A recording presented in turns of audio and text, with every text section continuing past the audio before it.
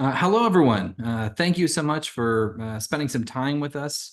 Good afternoon, unless you're in Hawaii or Alaska, I suppose. Good morning, but welcome. You're in the right spot. This is the webinar for Building Rural Community Systems brought to you by CivicLab, a national capacity building effort to support rural communities and regions to improve post-secondary outcomes. My name is Dakota Palicki. I'm a director at CivicLab. I'm joined by Amber Fishvote, another director at CivicLab. I'll be leading us through today's conversation. Amber is going to be in the background. So at any point in time, if you have questions or want something addressed, be sure to use the Q&A function. Amber's going to be checking it and answering things as we go along. And then, of course, we'll have ample time for questions at the very, very end. So once again, thank you so much for being with us. If we haven't met before, CivicLab's a nonprofit institute based in Columbus, Indiana. And what we do is we work with collaborative teams to build a better approach to resolving, designing, and dissolving eventually for complex social challenges by really redesigning the way that we work together. We're a small but mighty team, and we're really grateful to have the chance to serve and work with your partners. In addition to the work that we do, we also run two national networks, the National Talent Network, which is an open access group of cross-sector partnerships that are bringing together the public, private, and social sectors to improve post-secondary attainment and talent conditions in the place they call home. The best among them earned the Talent Hub designation, a rigorous designation bestowed upon communities for reaching a level of partnership excellence. So CivicLab is grateful to be the homes of these two networks, as well as being practitioners ourselves. We ourselves run our partnerships locally and throughout the state level, and of course, these two national networks. And so we're very excited to have this opportunity to bring other practitioners like you together to really focus on how we can improve the place that we call home and better connect learning to economic opportunity. As I've already mentioned, if you have questions throughout today, please don't hesitate to put them in the Q&A function. It helps us kind of keep track. Amber's going to be answering them as going along, and then we will also have some time at the very end for Q&A as well. So please, there is no silly question. Always go ahead and ask the question, whatever it might be. And if we can't answer it along the way, we'll be sure to answer it at the very end. Also, before I dig in, I just want to say a big thank you to our two generous supporters. Ascendium Education Group, a really wonderful philanthropic organization that has been very focused on rural post-secondary education really since they got started. We're very grateful to Kirsten Yeto for her trust and partnership, not only in the first cohort of this program, but now in supporting this second cohort, which is a growth. And then, of course, ECMC Foundation, based in California. We're really proud to be one of 3 grantees out of ECMC's very first rural portfolio. So our deep thanks to Stephanie Soul and the wonderful team at ECMC for your trust and support. Together, they have partnered in the way that we love to see philanthropy partner to allow us to support your community. So a big thanks to Ascendium and ECMC Foundation for their support. I really want to begin today, though, before I jump into what the program is and the dates and all the mechanics. I really think the most important question that I like to start with folks, they ask me, hey, Dakota, is this an opportunity for us? I want to start here. This is a quote. Our team just recently was in Helsinki working with a guy named Dave Snowden, who's a leading thinker in complexity science and knowledge management. And one of the things he said I thought really resonated with me. If you start with what you think things should be, you'll be blind to what could be. And a lot of times we go about social change by identifying a goal, measuring that goal, and then marching ferociously to that goal. And the challenge with that process is that sometimes we kind of have blinders on to all the adjacent possibilities that might actually be a more fortuitous path for us to take. And so really this program is really well designed for communities and regions and partnerships that want to come together and have a slightly different conversation. So ask yourself, and before you get into the details and the eligibility criteria, I think the most fundamental question that you should ask yourself before applying is your community or partnership ready to have a different kind of conversation? One that uses some new approaches and has a heavy dose of realism about change. We're not asking you to promise the moon. We're not asking you to boil the ocean.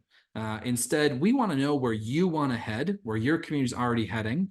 And the question we primarily ask ourselves is, are we going to be able to support you in that directionality? So I'd like to just start here and really ask yourself, are the partners you're bringing together ready to have a different kind of conversation, and one that's going to be a little bit different, going to take some time, but also hopefully generate a lot of positive outcomes for your particular group and community.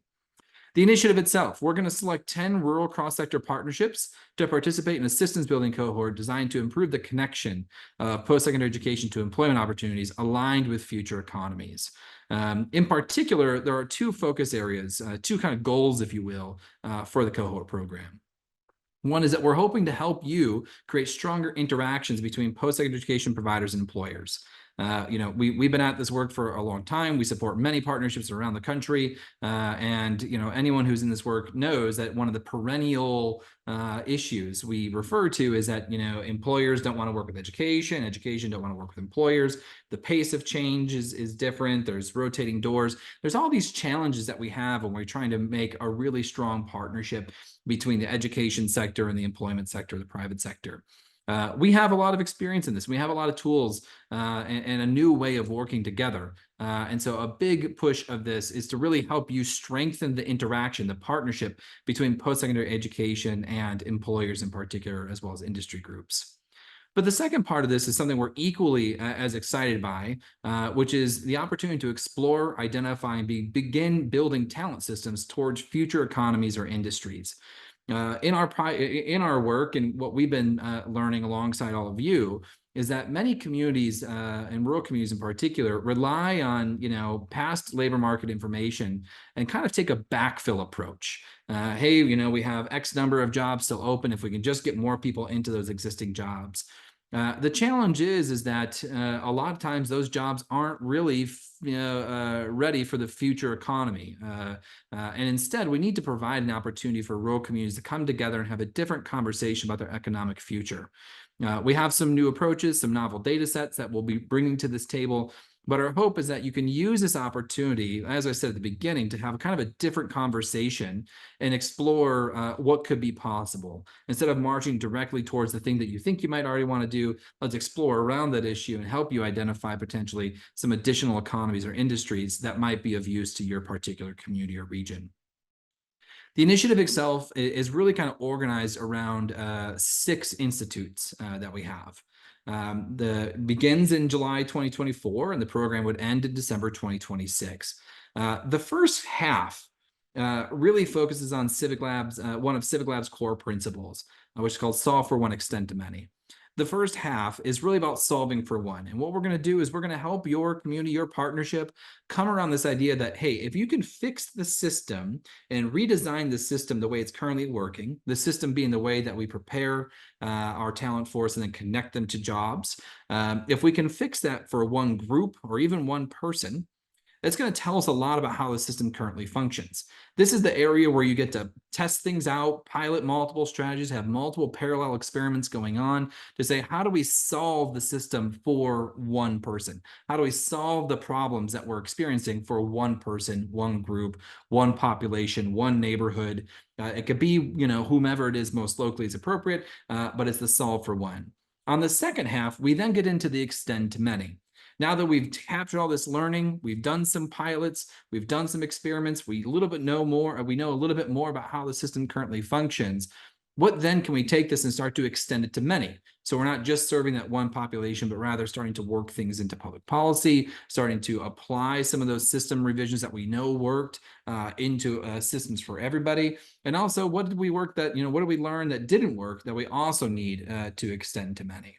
And so you can kind of see the relationship here between coming together around a concrete problem or opportunity that you're facing, working on solving that problem by redesigning the system the way it's currently working. And then towards the latter half of this, really extending to many. That's the sustainability piece, not financial sustainability necessarily, but instead, how do we sustain our collaborative efforts and ultimately dissolve the problem so we never have to solve it again? With that, there's, again, as I mentioned, 6 institutes. And this is really where a lot of the capacity building effort that we're going to provide comes into play. I'm sorry, my little window here is blocking this. I'll try to move that. The capacity building effort really will go through, and you can see the listing here of what the kind of general topics are going to be for each of these institutes. There's going to be a lot of variation. All of our kind of trainings are really customized to the cohort. So while the first two will certainly begin with an overview and a deep lab of our stakeholder engagement process, as well as our systems building principles and practices, you can see as we get into Institutes 3 through 6, it really becomes more and more focused on what you're doing, how we can support you, and what we can all learn together as a cohort of 10 communities. Here, we're going to do some more extended practice around your solve for one strategies, help you get into the extent to many pieces, get into sustainable systems building, and eventually end with culmination. Along these same lines, there's going to be a lot of additional support provided all the way through, which I'll touch on. But I also wanted to give you a sense of what your work would be like during that time. By the time you come to the first institute at the end of July, early August, you're going to be, starting to explore a little bit more and digging in deep with your partners, and also redevelop your work plan. You'll notice in the application that we do ask you for a preliminary work plan, but we always give our partners a chance to come together and say, okay, great, now we've been selected. We don't have to worry about the selection process. What do we need to retool, redesign? In other words, it doesn't make sense for us to help you and give you all these new tools and processes in Institute 1 and then just say, well, you have to do that thing that you already guaranteed us to do in your work plan. That doesn't make a whole lot of sense. So you have an opportunity to actually redevelop, redesign, and tweak the work plan that you're going to be pursuing. Eventually, by the end of Institute 2, which will occur by the end of this calendar year, you'll be armed with new data sets and figuring out what your solve for one plans are. Then you start to execute those work plans. We have some problems of practice. We'll continue to do that work, as well as start to figure out how you're going to extend to many, how you're going to work what you're doing, learn from what you're doing into systems, into policy, into practice, and then continue those pieces. At the end of this, of course, in addition to capturing lessons, all partnerships are eligible to pursue a Talent Hub designation, something I'm not going to talk a lot about today. It's not required by any means, but we like to extend the opportunity to partnerships that are interested in pursuing the Talent Hub designation, and more information will be provided by that once we're into the program. Along the way, again, just some key dates. Most of these, all of these are in the RFP itself. So I'm not going to go too into depth here. I will note, and I will note several times while we're on the call today, applications are due on May 10th. So we're just a little under 2 weeks away to get those applications in. I know you have it in you. Our application's designed to be appreciative and supportive. And so I know you can complete it. Even if this is the first time you're looking at it, I have complete confidence in you. We're going to be letting people know if they're awarded by early to mid-June. This should give you enough time to get the folks together needed to complete Institute 1 July 31st through August 1st/2nd, because we know there's a travel day in there as well. The rest of the institutes there are listed as well. It is important that your guiding team that you're putting together can come and attend these institutes. One of the questions that we most often get asked is, hey, does the same team have to come to every single institute? We're pretty flexible people. And so we understand things come up that might not always be possible. That said, there does need to be kind of a core group of a couple people, of key stewards, that will make all of these. And so just want you to be very, very mindful about these dates. It's a good idea to plug them into your calendar to avoid any challenges. In addition to these kind of key touch points on those of those 6 institutes, as I mentioned, we're going to be offering a lot of additional support. There's coaching support, there's individual technical assistance support. We have bi-monthly, so every other month will be a community of practice. So there are several other key dates and milestones that will be added to this list. If you're selected, you'll get a complete list of all those key deadlines and milestones. Again, if you have any questions, be sure to pop them in the QA. I'm going to jump a little bit into eligibility. I'm not going to go through this whole list because we do give you about 9 pages of information on the RFP, and there's a lot of great info there, so I'll direct you there. But I do want to just touch on a couple of these pieces. First and foremost, we hold the principle of being model agnostic. And what we mean by that is that, collaboration and partnership looks different in every single community across the United States. Some partnerships are led by chambers of commerce, others are led by colleges and universities or United Ways or independent 501c3s. Some partnerships are just a partnership by name brand, and there isn't actually an organization to hold it all together. We are supportive of any configuration of a collaborative, so long as it meets our other kind of eligibility criteria. In other words, you can be part of any kind of other national network or other kind of theory change you want, and that's going to be welcome to us. It does need to be a cross-sector partnership that brings together the public, private, and social sectors.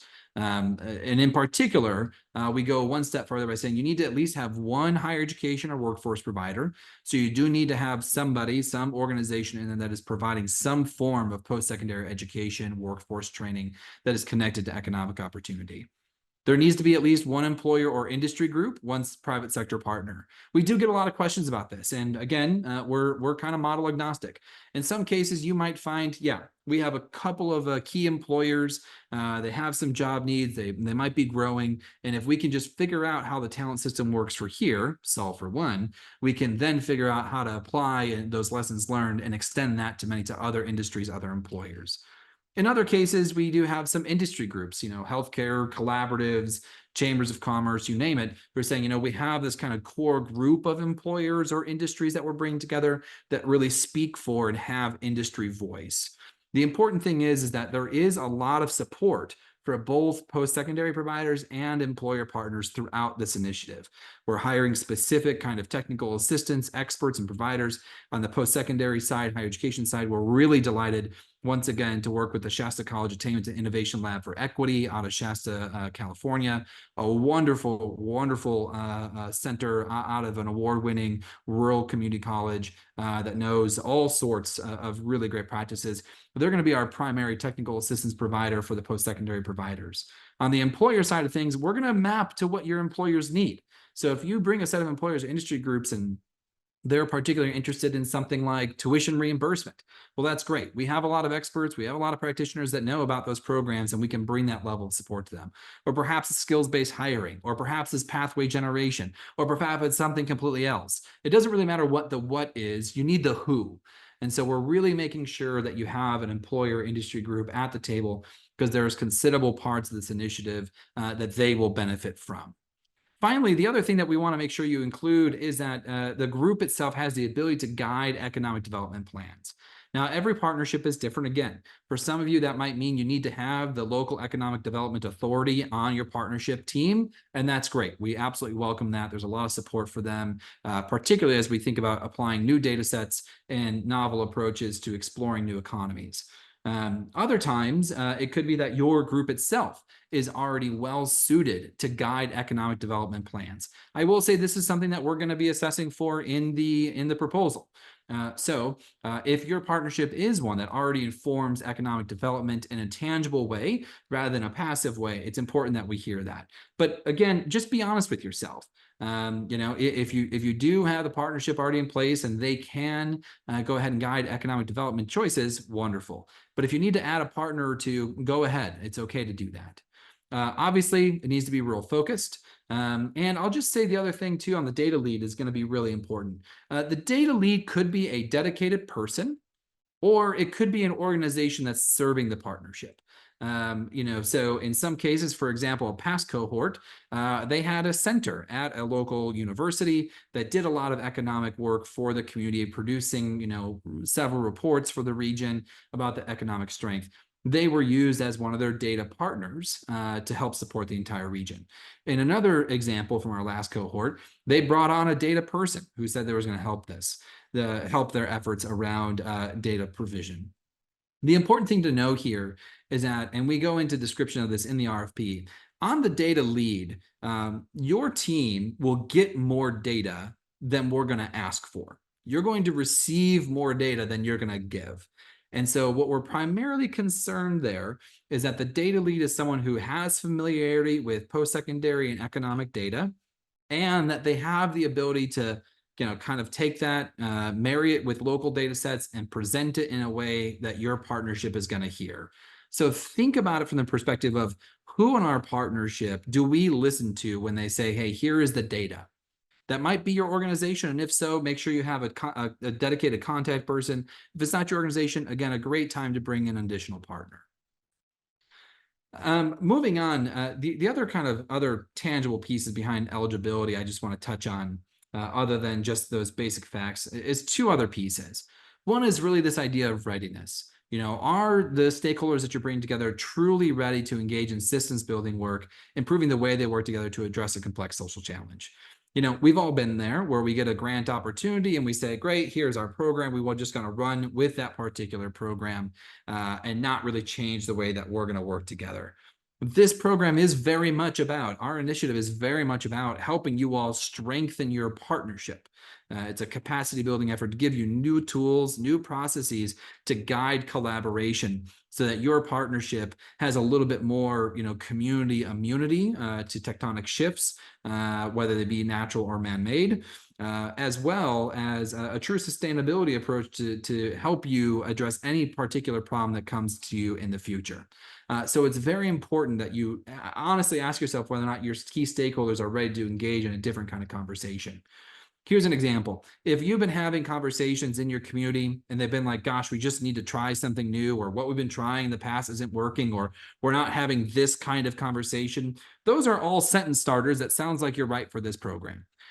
If instead you're saying, hey, we have this great program here and we just want to scale it and do more of that thing, this might not be honestly the best fit for you. You might not really get the most out of this experience, and that's what we're primarily concerned about. So just honestly ask yourself about your readiness, because that's something we're going to be asking ourselves as we review. The second piece is around collaboration.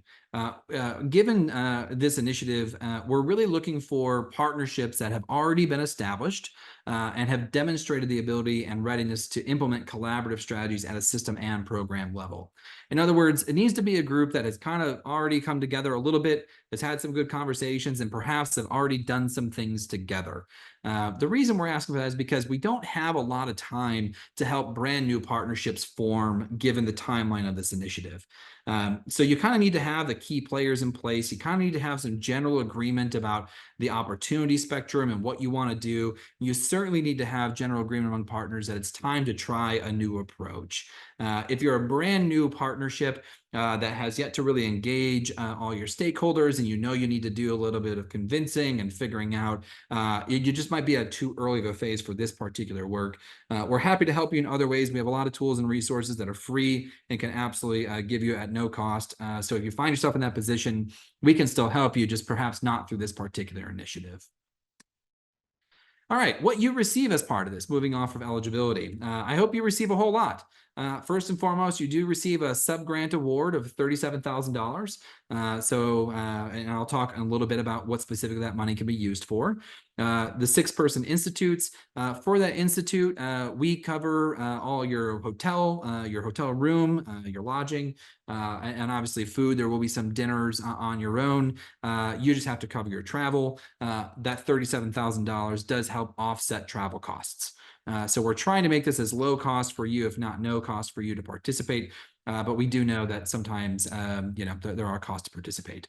As I mentioned, every other month, we will get together in a virtual community of practice where we'll bring in experts and speakers, do problems of practice, break out into groups. You'll be able to hear from each other. I've already mentioned some deep technical assistance for both employers and industry groups, as well as our post-secondary providers.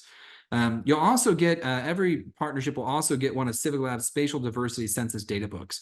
Now, this is a really novel new data approach generated by our CivicLab fellow, Dr. George Towers. And what it does is it gets down to the census block level and provides you some new visualizations about how opportunity is positioned within your given region. Also, for those partnerships that do not yet have ample or enough labor market information, you'll get some LMI data from Lightcast. But for those who say, hey, we have labor market information coming out of our ears, we're already using it super well, and we're ready for the next kind of thing, we are interested in exploring a pilot opportunity here to use a new ethnographic economic data tool that we've been talking with some partners about. So we're pretty excited. So there's a little bit of an opportunity to do something truly unique and novel here, particularly for those places that already have sophisticated use of LMI data. And then finally, we do have ongoing coaching from national experts. Just a note about our coaching approach. What we're going to do is we're going to learn about you as a partner, figure out what it is that you want to do and what your needs are, and then we go out and find coaches that go and help with your particular needs. So these are a lot of times content and domain specific coaching that helps you kind of battle through some of the challenges that you're trying to work through. CivicLab itself will continue to provide ongoing coaching. We'll probably divide up the cohort and you'll be attached to a CivicLab personnel. And so this way you'll have some routine coaching engagements with us just on the processes, partnership, health in general, collaboration in those areas. So we're pretty excited to really wrap around a lot of support for you all. And just know, I think the main piece I want to press upon you is that all the support is customized to you. So if you're, hoping today to come and learn, like, this is exactly the organization that's going to provide support and this is what they're going to have you do, I can't give you that information. Instead, we're going to wait to pick the cohort, work with you, learn more about you, learn where you want to head, and then go out to the marketplace and make sure that we provide you the right kind of support that we can directly to you. Our applications are up and out. Here's what it looks like. So encourage you to check it out.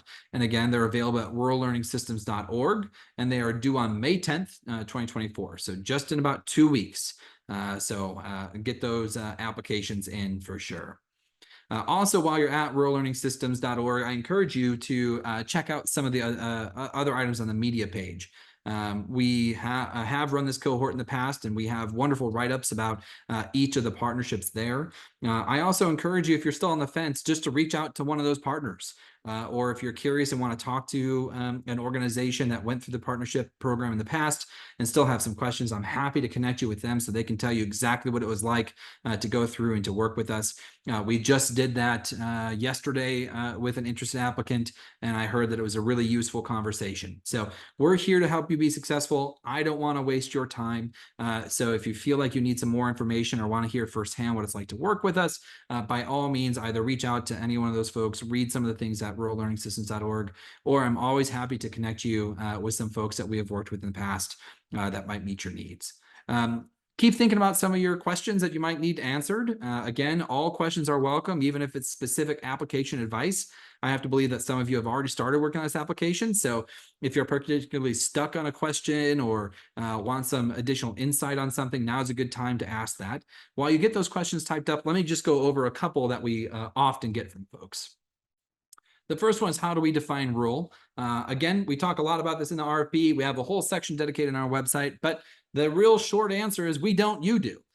We acknowledge that there are dozens and dozens of definition of rural used by government agencies, federal, state, otherwise, private philanthropy, research, you name it. We believe that you are the best suited to tell us if you are rural or not. And our whole section that asks you to define the people and the place really help you focus on what it is that means to be rural for you. So there is not a box to check. There is not a secret set of lists or parameters that we have in the background that we're not telling you and hoping you get right. We are legitimately interested in how you define yourself as rural. And so define it yourself. Again, there are tons of resources available on our website. Under the Learn section, there's even a whole tab called Defining Rural. So lots of data, lots of ways to look at it. But know that we largely follow your lead and are interested in knowing why you believe that your community or your region or the people that you're serving are rural. The second question we usually get is, okay, how can I spend these grant funds? It's $37,000. It's a very specific amount. How can we use those funds? Really, three ways. First, as I mentioned already, we allocated about $27,000 of that $37,000 to help offset travel costs to attend our institutes. It's required that your team come to each of the 6 institutes, and while we will take care of your lodging, we know travel is expensive. And so we want to make sure that you have the funding and support you need to make sure your team of people can get there. The remainder of that, the 10,000, as well as, sometimes we hear from partners, hey, actually travel's not an issue for us for cost. Can we use the money in some other ways? Absolutely. The second way is to do some local meeting and convening costs. To do collaborative work, you kind of have to bring people together and you have to bring people together in your own community. And so sometimes you might need funding to rent out a space, to offer smaller travel stipends for people to come and join you, for, some food catering, whatever it might be. We know that getting people together in a community is not a free endeavor.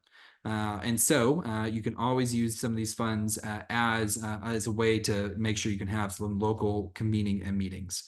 The third way is around incubation and acceleration of strategies. This is something that we would talk with you with because there are certain parameters that I know in italics, for example. But in some cases, partnerships to say, hey, we're good on travel and we don't really need the money to do local meeting convening costs, but we have this project that we're really interested in. We just need a little bit of funding to help us get started on that. And here's how it's connected to our work plan, and here's what we're going to be learning. To Marie's question in the chat here, this is sometimes, yes, one of those ways that you can provide a stipend to a partner or someone with lived experience if you're trying to incubate or accelerate a given strategy. So how we approach that is that, you comment, as we get into this, you say, hey, here's what the work plan is. This is kind of what we want to do. And there's not an issue with you attending the institutes or still managing to bring your folks together. We can then say, okay, how might we use these funds to help you incubate and accelerate some of the strategies that you want to either develop or implement. I'll just say here, and Marie, this is kind of the second part of your question. Funds can't be used to support any lobbying, advocacy, religious activity, or political activity. And they can't provide direct support to students. So scholarships, waivers, gift cards, textbooks, technology, those kinds of things.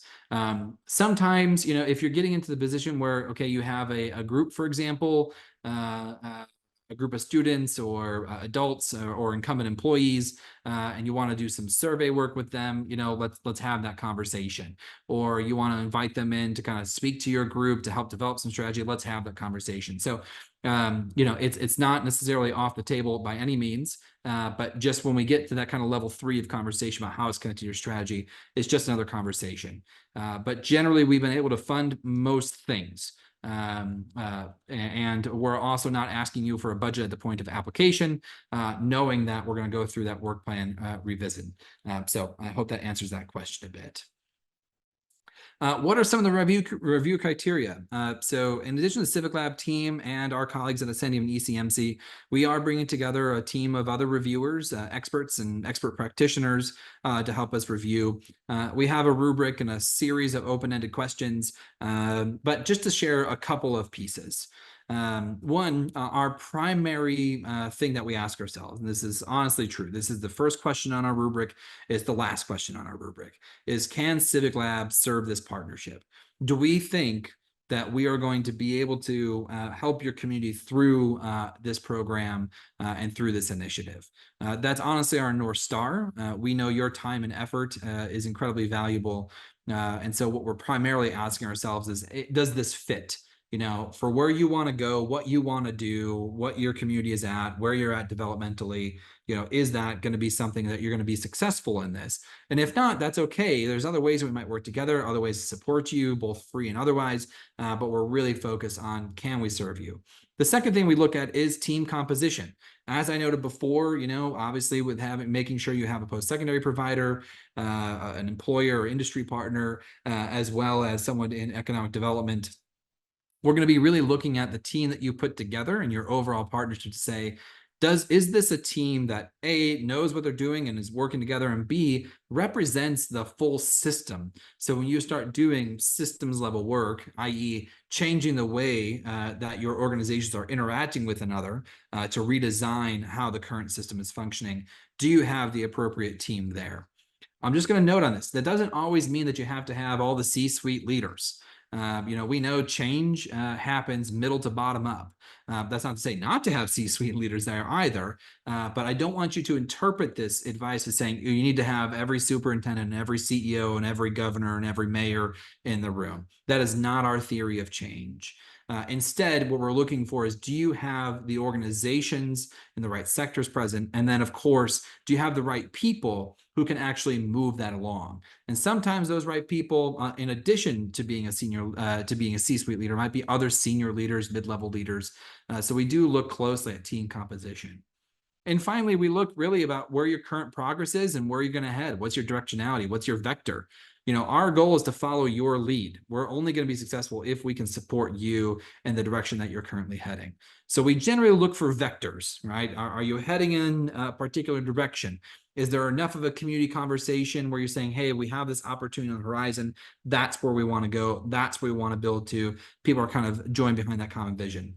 Again, we want to make sure that it's not too specific in the sense of, you're going to ignore all other possible areas of opportunity, because part of this work is about exploring new system configurations. It is about exploring new economic opportunities. But you also kind of need to have a general vector, some movement and directionality to where you're heading. So we do look for where you're currently going and whether or not we can be in support of where you're heading. So as a reminder, everything is available at worldlearningsystems.org. There is a recording of a prior webinar up there. I will put this recording up on that website as well in a couple of days once we have a chance to process it. All applications are due on May 10th, 2024. And as always, we are happy to hop on a phone call with you and give you an honest assessment. This is something we like to do. We write grants as much as we give grants. And I know sometimes it feels like a black box. We want to reduce that. So if you're like, hey, I kind of have this idea, I think we know where we're heading, but I just could use a quick gut check. I'm always happy to take your call, listen to what you're doing, and give you my honest assessment and say, yeah, I think that sounds like a good fit. Or no, this might not be the right fit for you. How else might we be able to serve your partnership? So do not hesitate to reach out to us by any means to ask any question or for some consultation support. You can reach us at rural@civiclab.org. That web address, that email address will be up in a little bit as well. But I want to stop talking here for a minute. Amber, how are we doing on questions?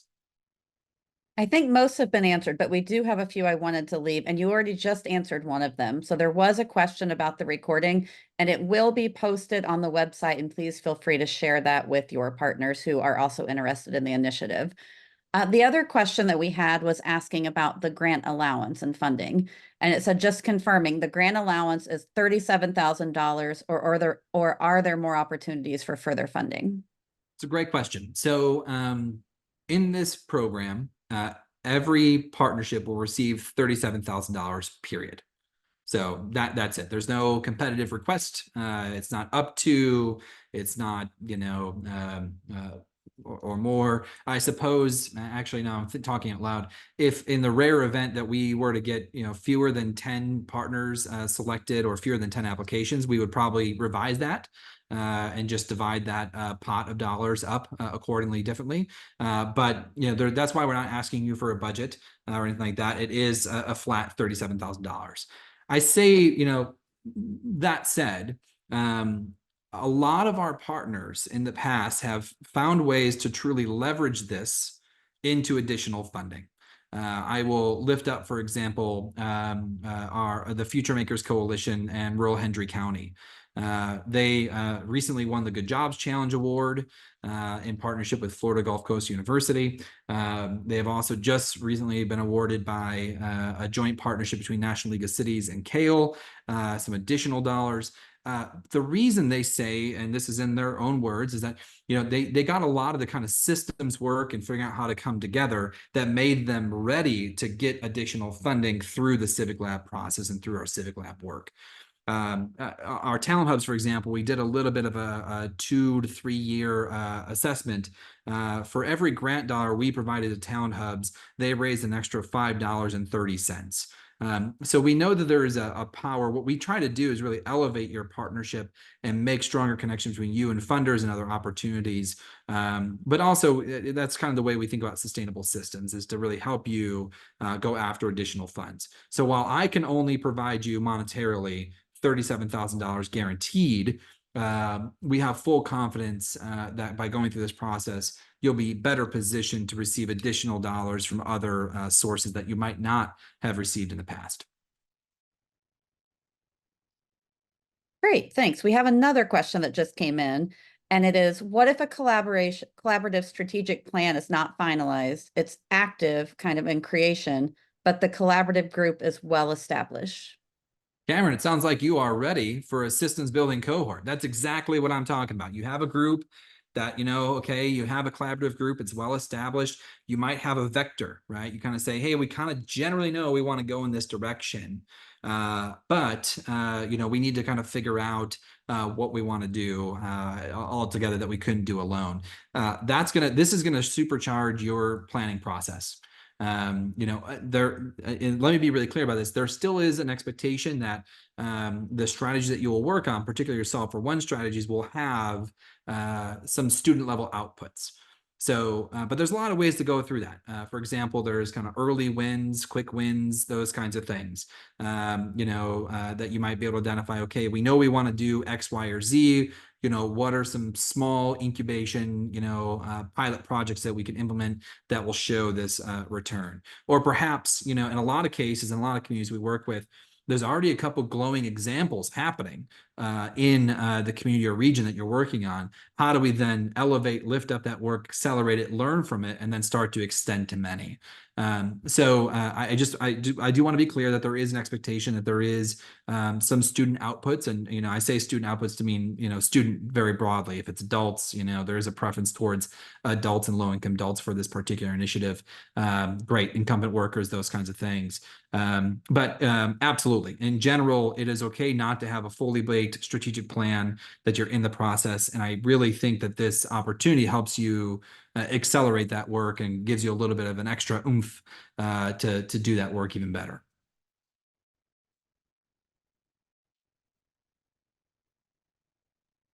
I think that answers all the questions in the Q&A and the chat for now. Okay. I will vamp for just a second here. I know for me, I'm always the guy in the webinar that's typing my question and it closes before I have a time to hit send. I guess maybe I'm a slow typer. This was addressed in the chat already, but I'll just say it too. I know because July 31 is right around the corner. Our first institute will be held in Madison, Wisconsin. We're nailing down a specific location now. I'm actually in 2 days heading up to Madison to do some site visits to pick out a great venue for you all. And so that'll be great. And then after that, we're going to be changing locations, as Amber said, based on the cohort communities. So we're truly hopeful that we can come to your community and bring folks to you in some of the cases. So we're pretty excited by that opportunity to travel around a bit, to expose you to other rural communities as well. I think that's one of the big things that our prior cohorts got out of this, is really the connection between other rural practitioners that are trying to do this kind of systems building work. There are plenty of times where we've had a partnership say, hey, we want to create some institutionally agnostic navigators to help adults get through and navigate all the barriers to getting back enrolled in a post-secondary program, for example. That can be a lot to lift off, but luckily, we have dozens of partnerships in our networks that have done that very well, that'll hop on the phone with you and just say, this is how we do it. Here's our job descriptions. Here's our training modules. Here's our onboarding. Here's where we got stuck, and go forth. One partnership that did that had told us, that saved about 7 years off of development for them because suddenly they just had all the MOUs and all the other things that they needed. So I don't want to underestimate the real power of belonging in this kind of cohort program to really help you build long-lasting relationships with folks outside of your own community context. Okay, well, we haven't had any more questions come through. So the last thing I'll say to you, again, as Amber just put in the chat, you can find all the materials at rurallearningsystems.org. Encourage you to go check that out, including downloading the application. Applications are due on May 10th, so looking forward to reading them and reviewing them. So thank you. And if you have any questions at all, you want to reach out to us, you want to get a clarifying question, or you want to hop on the phone for a short while just to give us a gut check on something, you can reach us at rural@civiclab.org. That's the fastest way to get a hold of any one of us, because then our team can kind of take it and approach it. So this way you're not a victim to our scheduling, which can be rough sometimes. So thank you so much for joining us. I sincerely hope that you consider applying and that we can serve your partnership. We're really doing this for you, and I really hope that we have the opportunity to serve you. With that, thank you so much. I hope you have a great rest of the day, and we hope to hear from you.